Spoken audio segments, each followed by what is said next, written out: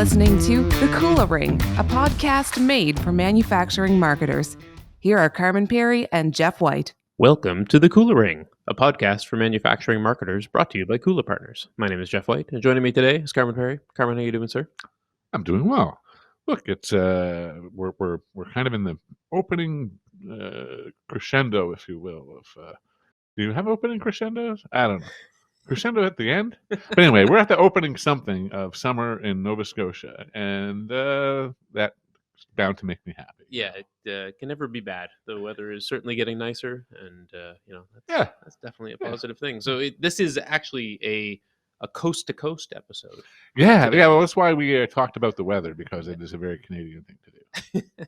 I don't think there's any alternative. And, the nuts do roll to the edges. So that's true. That's true.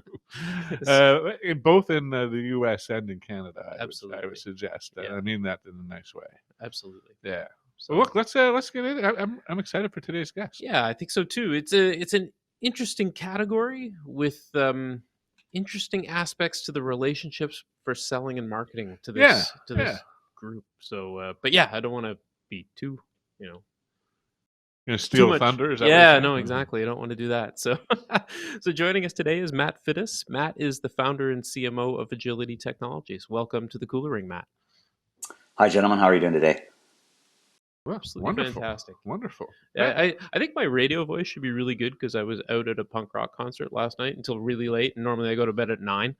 So that, if you'd have just maybe smoked a handful of cigarettes before getting on the show, would have I'm going to start doing that. Yeah. That's the thing. The old school radio people knew, right? I mean, they knew enough to smoke, which gave you the good radio voice. In the morning, for sure. Yeah, definitely. That's probably not going to happen for me. But Matt, why don't you tell us about yourself and Agility and what you guys do there? Sure. My name's Matt Fiddes. As you did mention, I am the Chief Marketing Officer and co-founder of Agility Technologies. We currently manufacture a 360 spherical imaging camera for rescue services all around the world. It's called FIRSTLOOK 360. The brand for our rescue division of our company is FIRSTLOOK. And we started the company around, I'd say, 7 years ago. From the ground up, we basically designed the camera and the application the camera runs on in-house. We have suppliers from all over the world, but everything was done in Canada. We're based in Richmond, British Columbia, Canada. And we basically introduced the camera. It was a kind of game changer for search. And when I mean by search specialists that are looking for victims in a structural collapse and other applications within a fire company. And we're global. We're all over the world now with the camera. And it's been a wild ride. I can say that it's been difficult to put together a physical product and an application at the same time. It's difficult. I probably wouldn't do it again. But we're excited where we are and obviously the future of the company. So that's really cool, and it's really just fascinating technology, I think. A real game changer in the industry, eh? Yeah. It is. It basically what happened was we had worked for a company previous to starting Agility Technologies, and for about 15, 20 years, a camera that was used to locate victims in a structural collapse really hadn't changed. They were a camera that was mechanical. It moved left and right. You would turn the pole, you look up, and you look down, and that's never changed. And we thought that if we could bring kind of some of the consumer technology into the rescue realm, if you will, that we could really change the way search specialists and other rescue professionals would do their job and in a much faster rate. So we created a camera that has 2 lenses, and those lenses take a wide field of view, and we can stream those images live back to the application, which then stitches those 2 images together to create a 360-degree image onto the tablet. and you use your finger instead of an actual rotating camera. You use your finger on the tablet to basically view the space. So not only is it a game changer from the technology perspective, it's a totally different way of searching a space for a lot of these guys and girls who do this job on a day-to-day basis. So, And I've got to say, I probably have a bit of PTSD from having done some marketing in this general space a number of years ago. It's a really interesting category. Kind of fire departments, rescue professionals, etc. I find it can be a really kind of interesting nut to crack, if you will, like to kind of get in and get accepted into that culture. Because if very much, if you're not on the inside of it, you're on the outside of it. Yeah, it is difficult. If you, someone told us as founders, do what you know, and because we had the experience prior to getting into this market, it really helped us. We had a lot of the relationships already in play, so to ask the questions about what the product will become to the end user who's going to be using the product and get the feedback required before the development, they were all open to doing that. And so when you bring in individuals who actually do the work and get their feedback prior to making the product, it really helps. Now, you need to know those people first, so that's important. But the fire market is a tough nut to crack, in the sense that if you haven't been in it before and you're looking to develop a service or a product for a particular part of the fire service, you better do your homework, because there is a culture there that's very family orientated. Every firefighter is a brother. They're close knit, and that doesn't mean fire department to fire department in your local city, town, county, province. I mean, it's worldwide. They're very much a brotherhood. So it is you really have to be able to get into the market first, make those relationships, and then you can work with those relationships to develop your product. I've got to think that cuts both ways, because of course that interconnectedness that you refer to, of course, can really accelerate kind of word of mouth for a new product. Have you experienced that as you brought this to market? Word of mouth is probably the biggest marketing move of this particular product. How we were able to get the product into the market, and then individuals talking to each other. And like I said, because it's a close-knit community, they do talk to each other. And so, and let me just kind of step back. So the fire service is basically siloed.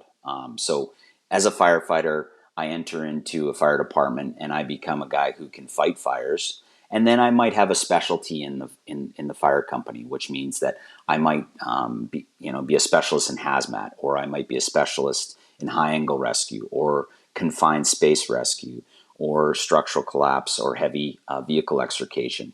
So not only do I fight fires and know that part of the job, there are several other little silos within the fire company that I can become an expert in, or assist, or become a part of a team. And so when you're developing a product, it's not necessarily that product's going to be used every day for a particular application in the fire service. So for us, we developed a camera that works for many applications in a fire company, but mainly technical rescue. And when we talk about technical rescue, under that umbrella, there is hazmat, confined space, high angle rescue, heavy vehicle extrication, structural collapse, and so forth. And so if you're developing a product, you better know the individuals within those particular silos, and because those individuals will talk to each other and other teams wherever they might be located, and that's how the word of mouth spreads. Spreads. So it's an interesting market. You better have a product that you've that you've brought a lot of individuals that are experts in those particular silos or those applications. Because if you make a product not knowing how they use it, when they use it, and so forth, it's just not going to work for them. And you won't get that word of mouth like we did when we first introduced FIRSTLOOK. And did you seed it? Like, did you, I don't know, even trial some of the products out there initially? Like, or was it just literally the first people to buy it were the first evangelists? It's interesting. It's we knew every other product that was out in the market. So and because we had the experience prior, we knew it's the pitfalls and so forth. So when we introduced the product in the very beginning, we already had the relationships. And one of the things that's interesting is you have to find the influencers, and then another thing that's really important is finding training companies, individuals who go out to departments and train departments on specific applications in technical rescue. And if you can get them to adopt the product, and have them take it to those departments and show the product and have them use it in training, that's how you get the ball started. We already had the relationships in a lot of the departments in North America. But getting individuals to try it and see its potential was really important to us. But the training companies is where you can really get the movement moving forward, if you will. It's that third party validation as well, right? I mean, I have to think that these folks are quite risk averse. Yeah. Well, if you recall, Carmen, we had Mike Nager on the podcast from FIRSTLOOK. The same kind of strategy, like basically they're getting into the community colleges and things like that with their technology for students to learn on in a living lab. And then when they graduate and they go and work for contractors or whomever, they're like, well, where's this? And so they're kind of, as an influencer, coming into those companies saying, the latest technology is really this. This is what we use when we were learning. I could see that as being a huge benefit to kind of bring that technology into their job. But I also think it points to the issue, and I imagine you see this where there's a bit of a young old divide. Not I don't mean to be ageist at all, but I think there's certainly folks in the fire service and rescue community who would have been there for a very long time and wouldn't necessarily be advocates for a technology like this. How did you approach that? Yeah, that's a difficult thing. You've got the older guys who have been used to doing a certain thing for a very long time, and change is not something that they're willing to do. And then you have a lot of the younger guys coming up into the service, and they're more willing to adopt new technologies. I mean, it's like helping your dad out with or your mom out with IT with regards to anything mobile or on their computer and so forth. So, but getting back to the training companies, it was the same thing. So, we'll take it, for example, a company called Teaks, which is a big training facility down in Texas, attached to a university, Texas A&M. And so they do search specialist training for teams all over North America and South America. And there's a hierarchy within that particular organization, and to crack it was very difficult. But once we did, it really started to again get people involved with using the product. And then what happened was, because the technology was so far superior than our competitors, they would basically leave other products behind, use our product primarily. And so after the sessions or after the training sessions and the guys left back to their departments, they would become the influencers. And so they go back to their departments, start talking to other individuals within their department about the product. And then that communication would be filtered up to someone who would either have money in the pot to buy a product like ours right away, or they would plan on submitting for grant money to buy the product in a future date. But there's another kind of element to trying to get these older guys to change, and it was making sure that the application that ran the camera was very intuitive. So it wasn't very difficult to understand. When you have an application that has too many buttons, or there's things that the app does, but you don't know where they are, and so forth, it can be frustrating. And so you have to have an application that kind of look like the older generation of cameras, but on an actual touch screen, which we did.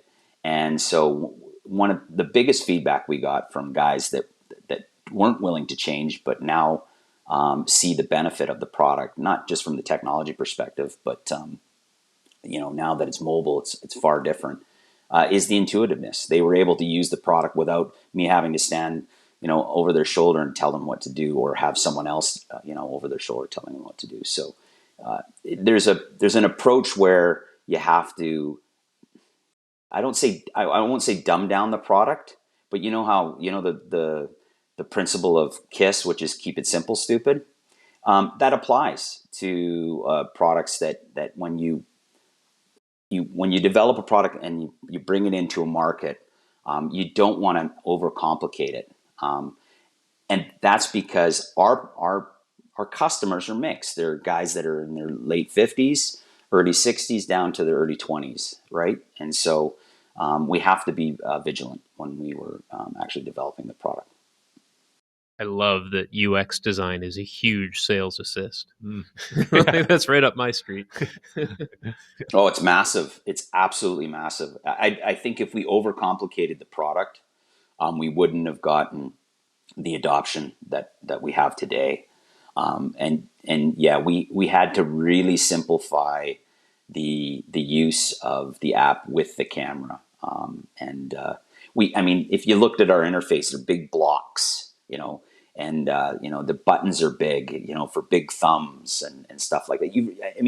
It's not just the intuitiveness of the application. It's people's fingers and hands and eyes and so forth. You have to make things bigger than they are for the visual aspect.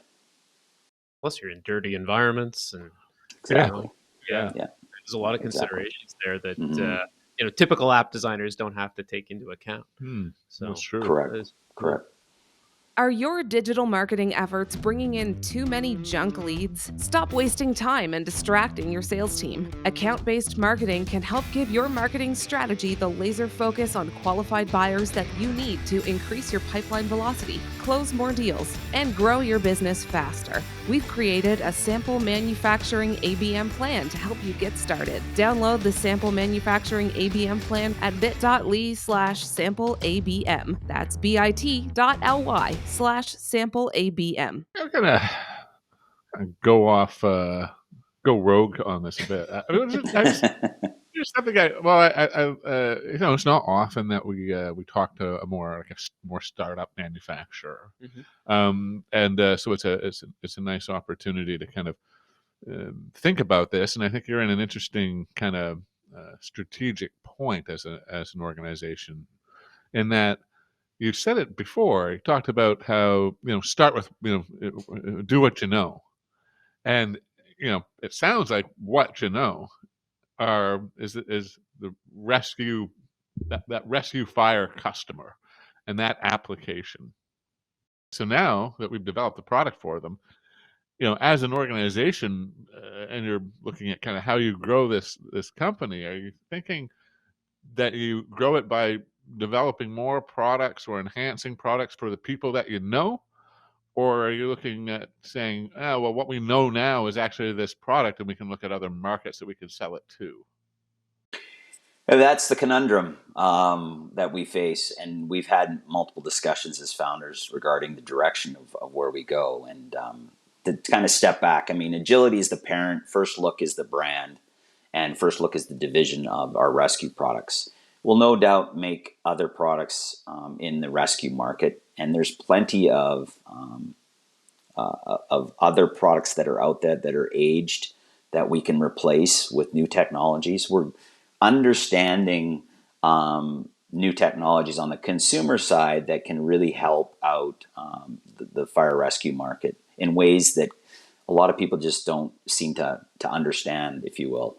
And so with the creation of First Look 360, we were able to learn a lot of things that we can incorporate in other products in the rescue market.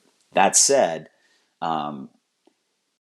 it's the rescue market's really small. It's a very niche community. We talk about word of mouth in terms of marketing the product. That really helps, not only on just the product itself, but on the service side. It's huge. If you don't service your customer in this market, you're doomed to fail. Basically, you can't. You have to service them like they're your best customer in the world. It doesn't matter if it's a little fire department or a big fire department. But man, you finally illuminated the one problem with massive word of mouth marketing. Yeah, it works. It really works both ways. Yeah, I've seen companies fail because I've seen sorry, I should say they haven't failed yet, but you're seeing a decline because of because you get complacent when you maybe have a bit of a monopoly in the market, and you just kind of ride the wave. You're not talking to your customers. You're not pressing the company to make sure that if there is a product that needs to be repaired, it has to be repaired today, not a month or 2 months away. I mean, we've had customers that we've been able to obtain due to the fact that our competition would take months to repair their product and get it back to the customer. And these guys are basically there to respond to emergencies. You do not do that, because once you pull a product from their cache, they don't have that product to use in the response. So you have to. The mentality of this is that they need their product back right away. They don't need it. 2 months, 3 months down the road, that's not going to work. And so what the progression of these companies is that they've lost market share due to the fact that they couldn't service their customer. And it's not because they have decent product. And if they kept servicing their customer, I don't think they would have lost market share, even if we had the best camera in the world, right? Because we can go back to change. Some guys, if they have a good relationship and they basically like the camera and they've been serviced really well, they'll continue to buy or invest in that system. So, getting all the way back to your first question about the rescue market. Sorry to continue to talk here, but that the conundrum is, because we've learned so much from developing First Look, do we go into other markets with the camera and maybe make it smaller or go into industry? We will be going into the tactical market. I know that for sure with our product, because we can, and we know there's a need. But it is a discussion point of whether we go into markets we don't know, and if we go into those markets, how do we go about marketing the product in those markets? And you know what? I think you learn as you go, but we're going to stick with do what you know right now until we decide that we're going to go into markets that we don't know. Yeah, it's kind of interesting to think about how do you program a way of getting to the level of understanding and kind of intimate knowledge of the market that you have with rescue. How do you get to that level with another batch of customers in another category in a way that doesn't require you to have to, work 10 years in the industry in order to develop it, right? Yeah, where word of mouth may not be the core mechanism either of spread. Yeah, and it's just it's almost. I'm reminded of there's an article out of Harvard Business Review that I was reading. It was talking about different approaches to consulting firms and whatever. But I think it was somebody from McKinsey that had said that they prefer to hire people who can grow gray hair fast. So it's not about getting people that have a whole bunch of experience necessarily, but can work for a year and have that year kind of translate into what feels like 10 years of experience. Right. So I like that kind of notion of how do you grow gray hair fast in terms of an understanding of a customer market. and how do you get to the level that you have with the rescue market with something else? That's just fascinating to me. I wish I had the answer for you, by the way, but I don't. Well, I'll add to that, and I think that you have to really do your homework, not on the application that your products are going to be used in, right? So, yet not only do you have to know the product and teach the product, but you have to know the applications that your product's being used in. And if you don't educate yourself in those applications, when you present the product to a customer, and they can look you in the eye and say, "This guy doesn't know what we do," you're not going to build any trust anytime soon, let alone even sell your product into that market unless you know. So maybe it is that you do all the research first into those types of applications or markets that you're going to go into well in advance of the actual creation of a new product, and then go into that market knowing you've done your homework and you can talk to these individuals like you were their coworker for 20 years, if you will. So I have to imagine too, there's opportunity there for, existing customers to potentially paint the way of where a product needs to go, by showing you, hey, look, this is how we're using it now. And you're like, oh my God, I never even thought of that. Like that, that could both show you opportunities in new markets, and it could also kind of show you, illuminate Expand potential within products. that Yeah. It's interesting. I guess I'm curious, have you had that? Because you have such an in-depth understanding of this market. I guess, have you been surprised as you've been building this product and bringing it to market? Has there been anything about this niche category that you discovered you didn't know that kind of surprised you? Yeah, absolutely. You learn every day.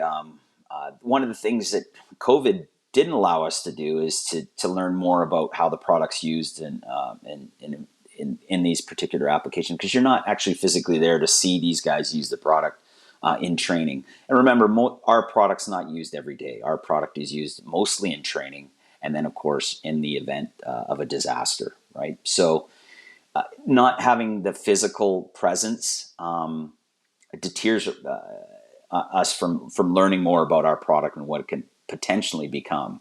Now, that said, because it's mobile integrated and it's an application that runs the camera, we have had other companies come to us for third-party integration on the request of these rescue professionals that we sell the product to. So, not to say that we didn't know those companies before, but there's definitely potential for other use cases with the camera in reference to other particular applications in the mobile realm, if you will.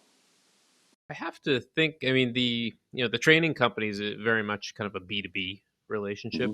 Yep. Where, it's your business selling to theirs, but in a lot of the end users, the fire departments and the search and rescue organizations and all of that are largely publicly funded entities. I don't know.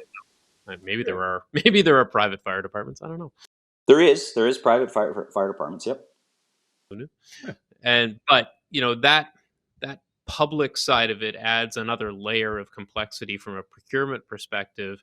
Is there anything that you've learned about kind of selling into that? Because we've spoken about the influencers and the users and the training companies kind of seeding that, but anything that you've learned that's particularly useful for organizations that sell into public procurement processes? Yeah, absolutely. A big thing is to communicate to your tax base the things that you do and with the products that you're investing in. It's a massive thing. You need to get the community on board with with your fire department, because there's significant investments made by a fire department from a tax base, and they have to turn around and show those individuals that we invested in this product or this truck or whatever it might be, and this is the reason why we did it. And you have to communicate that. Now with social media, it's a little easier to do.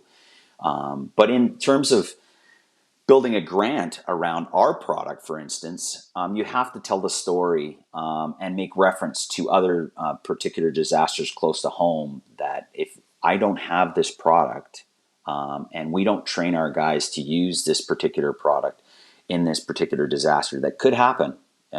We're in this just in case market, if you will.